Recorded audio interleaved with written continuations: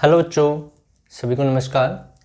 आज का हमारा लेक्चर एक न्यूमेरिकल प्रॉब्लम होगी जो बेस्ड है इलेक्ट्रिक फील्ड से, यानी कि विद्युत क्षेत्र से संबंधित हमारे जो आंकिक प्रश्न है, न्यूमेरिकल प्रॉब्लम हैं, उनको हम सॉल्व करेंगे। तो स्टार्ट करते हैं आज का लेक्चर। तो देखिए प्रॉब्लम क्या दी हुई है। प्रॉब्लम इस प्रकार से दी हुई है हमें कि दो आवेश हैं, दोनों ही पॉजिटिव आवेश हैं। कैसे आवेश हैं? पॉजिटिव आवेश हैं। और यहाँ जैसे एक आवेश यहाँ रख दिया ए बिंदु पे और एक आवेश बी बिंदु पे रख दिया यहाँ पर। इन दोनों आवेशों के बीच की दूरी हमें दे रखी है डी। कितनी दी हुई है? डी के इक्वल। अच्छा, यहाँ पर ये एंगल हमें दिया हुआ है थीटा और ये एंगल भी हमें थीटा दिया हुआ है। और यहाँ से ये जो दूरी है वो दे रखी है एक्स। कितनी दी हुई है? x के इक्वल। तो हमसे पूछा गया कि इस आवेश के कारण यहाँ पर विद्युत क्षेत्र की तीव्रता, इसके कारण यहाँ पर विद्युत क्षेत्र की तीव्रता कुछ ना कुछ होगी। अच्छा, क्या होनी चाहिए, क्या कंडीशन होनी चाहिए कि इसके कारण यहाँ पर विद्युत क्षेत्र की तीव्रता, इसके कारण यहाँ पर विद्युत क्षेत्र की तीव्रता जो हो वो अधिकतम हो जाए। क्या हो जाए? अधिकतम हो जाए। तो उस अवस्था में x का मान, यानी कि इन आवेशों को यहाँ से कितनी दूरी पर हम रखें, यहाँ पर कि ये जो दूरी है उस दूरी का मान बताइए जहाँ पर इन दोनों आवेशों के कारण विद्युत क्षेत्र की तीव्रता क्या हो? अधिकतम। यानी कि हमें x का मान बताना है। किसका मान बताना है? x का।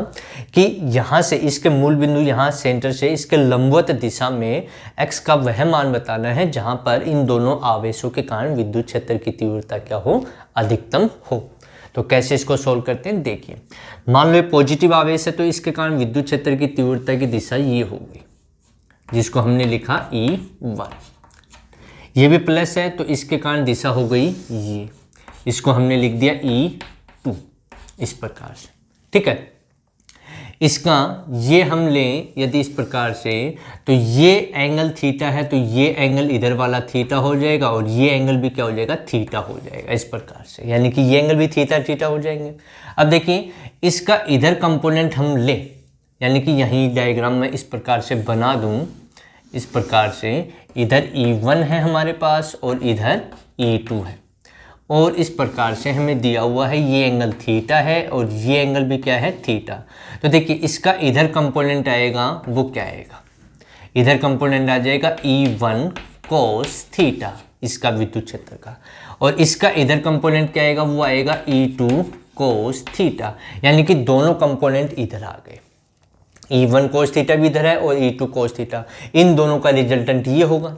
तो कुल विद्युत क्षेत्र की तीव्रता जो होगी वो इन दोनों के योग के कारण होगी। ठीक है, हमें E1 E2 का मान निकालना है और cos थीटा का मान निकालना, वो इसमें रखना है। और उसके बाद में हम क्या करेंगे? अधिकतम होने के लिए जो शर्त होती है उसका उपयोग यहाँ पर करेंगे। ठीक है, तो यानी कि इधर इसके कंपोनेंट आ गए कौन कौन से? E1 cos थीटा और E2 cos थीटा। तो यहाँ पर मान लें कि ये बिंदु हमने मान लिया P। क्या मान लिया? बिंदु P। तो बिंदु P पर इधर इसकी क्या हो जाएगी? रिजल्टेंट हो जाएगा। ठीक है, तो इसको लिखा E नेट। क्या लिख दिया हमने? E net. तो E नेट हमारा कितना आएगा? ठीक है, तो E नेट आएगा हमारा E1 cos theta plus E2 cos theta. यहाँ पर जो हमने यूज किया है इसका इधर कंपोनेंट लिया, सदिश का वियोजन होता है उसका यूज किया। ऐसे यहाँ पर किया तो इस एक्सिस के साथ में एंगल बनना है तो इधर कंपोनेंट आ जाता है cos थीटा। जिधर कोण बनता है, एंगल बनता है, उधर cos थीटा और दूसरी दिशा में sin थीटा। यानी कि इधर कंपोनेंट आएगा, ये ऐसे भी होगा। यहाँ पर हम बना सकते हैं कि इधर इसका कंपोनेंट आ जाएगा E1 sin थीटा। ठीक है, और इसका इधर कंपोनेंट आ जाएगा E2 sin थीटा, ये आ जाएगा। अच्छा, ये दोनों एक दूसरे को कैंसिल कर देंगे। क्यों करेंगे? क्योंकि इन दोनों का परिमाण बराबर आ जाएगा और दिशा विपरीत होंगी। लेकिन इन दोनों का परिमाण बराबर होगा तो इधर ये दोनों जुड़ जाएंगे। यानी कि हमें प्रूफ करना है कि E1 का मान E2 के बराबर है, जिससे ये दोनों एक दूसरे को कैंसिल कर देंगे तो इधर इसकी परिणामी तीव्रता आ जाएगी।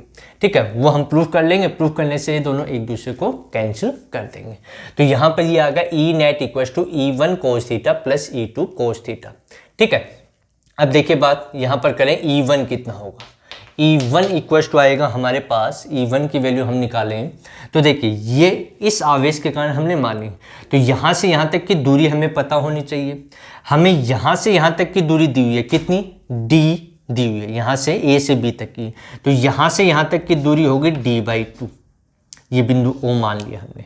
तो A से O तक की दूरी D/2, ऐसे ये दूरी बच गई, ये भी D/2 हो जाएगी। अच्छा ये हमें दे रखी है x, ये क्या दी हुई है x, तो ये D/2 है, ये x है, तो ये दूरी कितनी हो गई, ये दूरी हो जाएगी हमारे पास, इसको मैं लिखूँ इधर से तो आएगा, मान लो ये बिंदु P हमने माना, तो AP का स्क्वायर क्या होगा, AP का स्क्वायर इक्वल टू आ जाएगा इसका स्क्वायर प्लस इसका स्क्वायर, यानी कि D²/4 प्लस x²।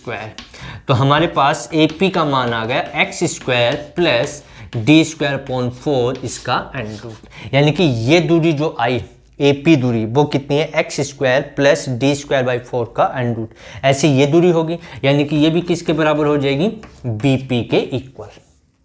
तो यहाँ से E1 निकालें तो E1 K आ गया, आवेश कितना है Q हो गया, और इसके बीच की दूरी कितनी है AP, और AP की वैल्यू ये रही, तो ये आ जाएगा हमारे पास AP का स्क्वायर, क्या आ जाएगा AP का स्क्वायर, यानी कि E1 लिखा जा सकता है KQ, और AP का स्क्वायर कितना है, ये रहा, तो इसको लिखें x² प्लस D²/4, ये आ गया E1 का मान। अब हम E2 निकाल लें, क्या निकाल लें, E2, तो E2 निकालेंगे तो वही रिजल्ट आएगा, कैसे, देखिए BP और AP बराबर, यानी कि ये दूरी और ये दूरी बराबर, ये बराबर और आवेश भी बराबर, तो यानी कि E2 का मान भी कितना आएगा, E2 का मान भी E1 के इक्वल आ जाएगा, x² प्लस D²/4, यानी कि ये किसके इक्वल है, E1 के equal, E1 equal to E2 हो गया। तो ये दोनों परिमाण में बराबर, दिशा में विपरीत, तो एक दूसरे को कैंसिल कर देते हैं, इसलिए इनका बताया नहीं था, अब बता दिया, समझ में भी आ गया होगा कि इधर इसका कंपोनेंट cos थीटा में आएगा, इधर sin थीटा में, ऐसे इसका इधर sin थीटा और इधर cos, तो यानी कि रिजल्टेंट जो है वो इस दिशा में आएगा, जो क्या है E net equal to E1 cos theta plus E2 cos theta. अच्छा हमने प्रूफ कर दिया E1 इक्वल टू E2, तो इसको क्या लिखा जा सकता है, E net, क्या लिखा जा सकता है, E net equal to E1 cos theta plus E1 cos theta, ये लिख सकते हैं। तो यहाँ से क्या आ गया, 2E1 cos थीटा, ये आ गया। E1 की वैल्यू ये रही, ये वैल्यू यहाँ यूज कर लें तो हमारे पास क्या रिजल्ट देखने को मिलेगा, देखिए इसको रफ कर देते हैं, यहाँ से क्या आएगा, ये भी मिटा देते हैं, ये भी नहीं चाहिए हमें, E1 चाहिए, क्या चाहिए, E1, तो यहाँ से देखिए क्या आएगा, E net हमारे पास आया कितना, 2 इंटू E1 कितना है, E1 ये रहा, KQ अपॉन में x² प्लस D²/4 इंटू में क्या आ गया, cos थीटा। ठीक है, अब हम cos थीटा निकालेंगे, सोल्व करेंगे, और सोल्व करने से हमारे पास रिजल्ट आ जाएगा, बाकी इसको रफ करते हैं। तो cos थीटा कैसे निकालें, cos थीटा भी तो चाहिए हमें, तो वह कैसे करें, वो हम ट्राइंगल यूज करेंगे, क्या यूज करेंगे, ट्राइंगल, ये प्लस क्यू आवेश था, यहाँ पर ये दूरी थी, ये E1 था, ठीक है। अच्छा देखिए ये ट्राइंगल हम लेते हैं, ये वाला ट्राइंगल हम ले लें, तो इसमें देखिए cos थीटा जो होता है, cos थीटा क्या होता है, आधार बटे लंब, तो ये तो आधार हो गया इसका, और ये आधार बटे कर्ण होता है, तो ये तो आधार हो गया, और कर्ण ये हमने निकाला था, तो आधार कितना है इसका, यानी कि OP अपॉन इस ट्राइंगल से हम निकालें, ये वाला ट्राइंगल हम ले, तो cos थीटा क्या होगा, बेस अपॉन हाइपोटेन्यूस, बेस कितना है OP हो गया, और वो कितना है AP, ये आ गया। OP का मान कितना है x अपॉन इसका मान अभी अभी निकाला था, हमने लिखा था वो कितना आया था, and root x² plus D²/4, ये आया था। तो इसको लिख सकते हैं हम आगे करके x upon x² plus D²/4 की पावर 1/2, तो ये x का मान यहाँ रख दें, तो E net हमारे पास क्या आएगा, E net हमारे पास आएगा 2k small q upon x² plus D²/4 into में x अपॉन में क्या आ जाएगा, x² प्लस D²/4 की पावर 1/2, क्या आ जाएगा 1/2। ठीक है। अच्छा, ये और ये सेम है, लेकिन पावर यहाँ 1 है, यहाँ 1/2, तो टोटल कितनी हो गई 1 + 1/2 3/2। तो इसको नीचे वाले को लिखा जा सकता है 3/2 पावर के साथ। तो 2k³ अपॉन में क्या आ गया x² प्लस d²/4 की पावर 3/2 इंटू में क्या बच गया x, ये बच गया। ठीक है। अब हमसे पूछा था कि अधिकतम यहाँ पर विद्युत क्षेत्र की तीव्रता अधिकतम हो, उसके लिए x का मान कितना होना चाहिए, वो वैल्यू हमें यहाँ पर निकालनी है। तो अधिकतम निकालने के लिए, मैक्सिमम वैल्यू निकालने के लिए क्या करना होगा, क्या कंडीशन है। तो बिंदु P पर, यानी कि O से P की दूरी जो x हमें दी गई है वो अधिकतम हो, जहाँ पर विद्युत क्षेत्र की तीव्रता अधिकतम हो, तो उसके लिए DE net upon dx, x पूछ रहा है तो उसका मान कितना होना चाहिए 0। यानी कि इसका यदि x के सापेक्ष हम अवकलन कर दें और उसको 0 के इक्वल रख देंगे, तो यहाँ से x का मान जो आएगा वही मान हमें अधिकतम बता देगा कि उस बिंदु पे E की वैल्यू जो होगी वो अधिकतम होगी। तो यानी कि यहाँ से हम इसका डिफ्रेंशिएट करें तो इसको लिख सकते हैं d/dx, और क्या है हमारे पास 2k³ अपॉन में x² प्लस d²/4 की पावर 3/2 इंटू में x इक्वस टू 0 हमें करना है। ठीक है, यहाँ तक हमें समझ में है, बहुत अच्छा। अब देखो इसका अवकलन हमें करना है, तो अवकलन करेंगे तो 2k³ इसका तो कोई मीन्स नहीं रहा, इसको छोड़ दें, इसको इधर ले जाएंगे तो 0 आ जाएगा। ठीक है, इसका हमें अवकलन करना है, तो इसको मैं एक बार लिख तो देता हूँ 2k³, ये ऐसे कैसे आ गया। अच्छा, इसमें अवकलन करना तो पहले इसका करेंगे और इसको कांस्टेंट रख करके ऊपर ले आए, तो x का कितना हो गया 1। अच्छा, इसका ऐसे कैसे रखेंगे तो x² प्लस d²/4 की पावर 3/2, ये आ गया। फिर माइनस साइन आएगा, अब इसको ऐसे कैसे रख दें तो हो गया x। अब इसका अवकलन किया जाए तो आ जाएगा, इसकी पहले पावर का होगा 3/2, ठीक है, इंटू में क्या आ जाएगा x² प्लस d²/4, ये आ गया। ठीक है, और पावर 3/2 माइनस 1 तो कितना बच जाएगा 1/2 आ जाएगा। अब x² का करना है, किसका x² का, तो इंटू में क्या आ जाएगा 2x, ये आ गया इसका। डिवाइड में, किसमें डिवाइड में, इसका स्क्वायर हो जाता है तो x² प्लस d²/4 की पावर 3/2 का स्क्वायर, ये हो गया। और ये वैल्यू किसके इक्वल है, ये वैल्यू हमारी 0 के इक्वल है। किसके इक्वल है 0 के इक्वल। तो यहाँ इसको हम मिटा दें और कितना कर दें 0 के इक्वल। ये वैल्यू किसके इक्वल कर दी जाए 0 के इक्वल हम कर देते हैं, तो ये इक्वल टू 0। अच्छा, ये इधर जाकर के 0 हो गया, इसको भी इधर ले गए तो 0 हो गया, यानी कि ऊपर वाली वैल्यू हमारे पास बच गई है। तो क्या बची देखिए, यहाँ से बचा x² प्लस d²/4 की पावर 3/2, फिर माइनस, अच्छा ये 2 है, ये भी 2, ये 2 इससे क्या हो गया कैंसिल हो गया। ये 3 है x तो 3x² हो गया माइनस के साथ में, तो 3x² और बच क्या गया यहाँ पर, ये बच गया x² plus d²/4 equals to 0।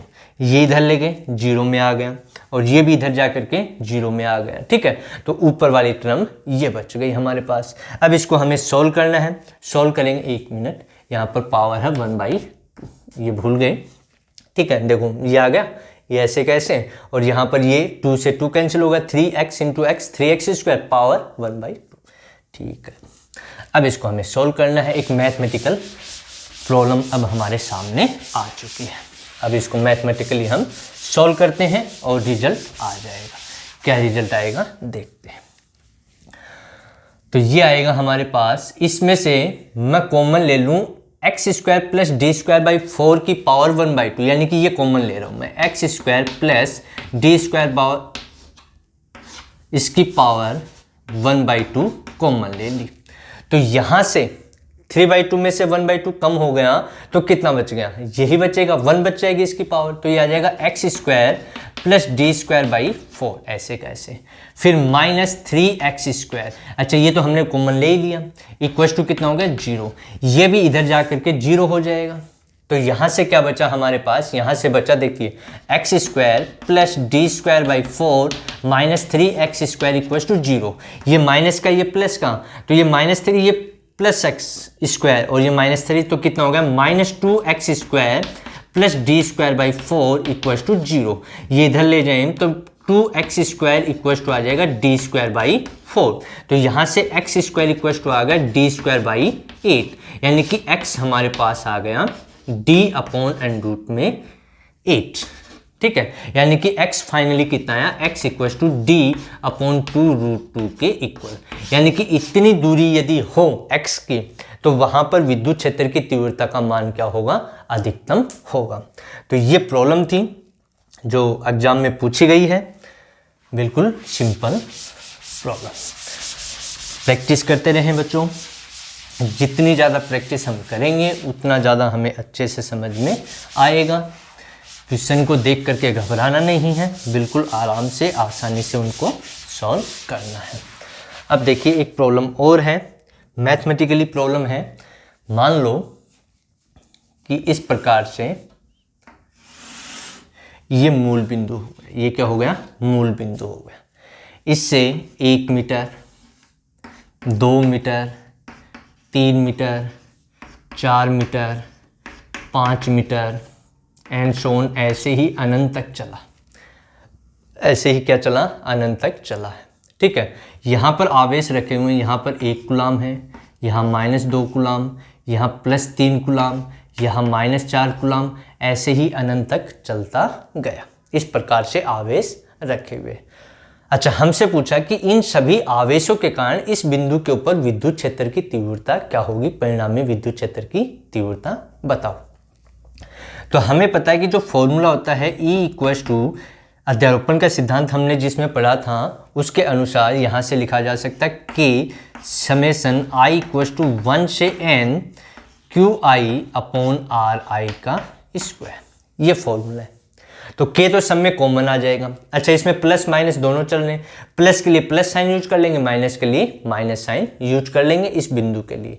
तो E का मान क्या लिखा जाएगा, यहाँ से देखिए E का मान आएगा हमारे पास, K कॉमन आ गया, अब 1/1 का स्क्वायर, ये हो गया ना, ये दूरी 1 मीटर है, आवेश 1 कूलाम है, तो 1 का स्क्वायर। फिर ये माइनस है तो माइनस यूज कर लेंगे और यहाँ से यहाँ तक की दूरी 2 हो गई, तो माइनस आ जाएगा 2/2 का स्क्वायर।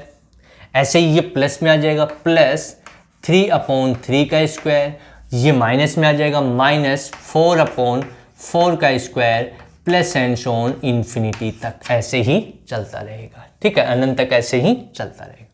इसको आगे सोल्व करें तो E इक्वल टू आएगा K। ठीक है, ये बच गया 1 माइनस ये 4 हो गए 2, तो 1/2 हो गया। ठीक है, अच्छा ये 3 है, ये 9 है, तो ये हो गया प्लस का 1/3, ये हो गया माइनस का 1/4, इससे ही अनंत तक चलेगा। अब ये एक सीरीज है, ये हमें आनी चाहिए। ठीक है, मैथमेटिकल प्रॉब्लम है, इसको हमें सॉल्व करना था। तो इस प्रकार से रखे हुए हैं। अब हम एक एक का यदि योग करते जाएं भाई सबका, कि इसके कारण डायरेक्शन है, इसके ऊपर वो इधर होगी, इसके कारण इधर होगी, फिर इसके कारण इधर, फिर इसके कारण इधर होगी, सबका योग करेंगे, सबको निकालेंगे, अनंत तक है, तो कैसे हम इसको सॉल्व करें। तो इसके लिए शॉर्ट यहाँ पर हम बता रहे हैं आपको। तो यहाँ से E की वैल्यू आ गई। अब ये किसकी सीरीज है, तो देखिए एक फॉर्मूला होता है ln 1 + x। इसका फॉर्मूला क्या है, इसका फॉर्मूला होता है x - x² plus x³ minus x4 and so on, अनंत तक ऐसे ही कंटिन्यू चलता रहेगा। अब हम बात करें कि ये और ये इक्वल कहाँ है, तो देखिए यदि यहाँ मैं मान लूँ x इक्वल टू 1, यदि x इक्वल टू 1 यहाँ रख दें तो यही इक्वेशन क्या आ जाएगी हमारी L 1 + 1 इक्वल टू क्या हो जाएगा 1 - 1/2 प्लस 1/3 माइनस 1/4 एंड सो ऐसे चलेगा। ये 1 हो गया, 1 का स्क्वायर 1, 1 का क्यूब 1, ये सब 1। तो ये जो सीरीज बनी, यानी कि ये वाली जो सीरीज है वो इसके इक्वल आ रही है, यानी कि इसको लिखा जा सकता है ln 1 + 1 2, ln 2 के इक्वल। ठीक है, तो यहां से यानी कि इसको हम रिप्लेस कर दें किसकी जगह, ln 2 लिखते हैं। तो इसका जो रिजल्ट आया इस सीरीज का, जो हमें इस बिंदु के ऊपर इलेक्ट्रिक फील्ड बता रहा है, उसका फॉर्मूला क्या आया है, उसका फाइनली आया E = K × ln 2 के इक्वल। ये इसका आंसर है। तो बिल्कुल सिंपल तरीके से ऐसे क्वेश्चन यदि आ जाते हैं तो उनमें जो मैथमेटिकली फॉर्मूले हैं वो हमें याद होने चाहिए। ऐसा ही क्वेश्चन हमने कूलॉम के नियम में भी किया था। तो प्यारे बच्चों, ये हमारा आज का लेक्चर था जिसमें हमने इलेक्ट्रिक फील्ड से रिलेटेड न्यूमेरिकल प्रॉब्लम सॉल्व की, जिसमें हमने मैथ के फॉर्मूले भी यूज किए हैं जो आपके कंपटीशन एग्जाम में काम आते हैं। जैसे ये नया एक टाइप का फॉर्मूला, इसको यूज करते हुए अब k की वैल्यू है, k की वैल्यू हम यहाँ से लिख सकते हैं 9 × 10⁹ न्यूटन मीटर स्क्वायर पर कूलॉम स्क्वायर। इस प्रकार से हम इसको सॉल्व कर सकते हैं। ठीक है, तो यदि आपको वीडियो अच्छा लगे तो लाइक करें, शेयर करें और कमेंट्स भी करें।